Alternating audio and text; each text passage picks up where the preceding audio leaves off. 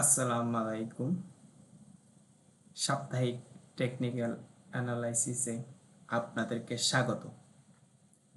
আমরা আলোচনা করব 19 এপ্রিল থেকে 23 এপ্রিল মার্কেট কেমন যাবে। গত 3 সপ্তাহ ধরে বলে আসছি আমরা, টেকনিক্যাল অনুযায়ী মার্কেট আপট্রেন্ড হতে হলে দুইটি গুরুত্বপূর্ণ পয়েন্ট পার হতে হবে।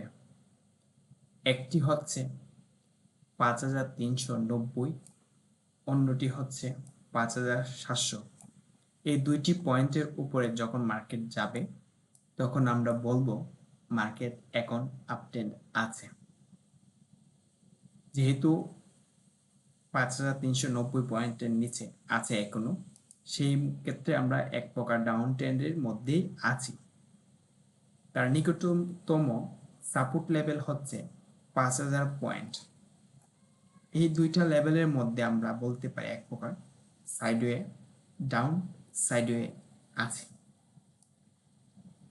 মার্কেটের লেনদেন বৃদ্ধি হলেও সেই রকম একটি সূচকে প্রভাব পড়ছে না।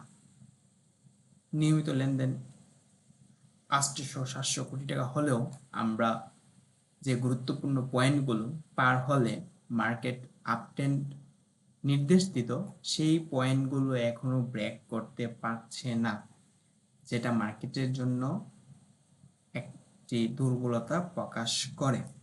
আমরা আশা করব যেন এই পয়েন্টগুলোর উপরে 5390 এবং 5790 এর উপর চলে যায়। এতে করে মার্কেটে অনেকগুলো স্টকই প্রফিট দেওয়া শুরু করবে। যদি এই দুইটা লেভেল বরাবরের মতো ব্রেক না করতে পারে তাহলে আমাদের সতর্ক থাকতে হবে। আজকের মতো এতটুকুই। ধন্যবাদ।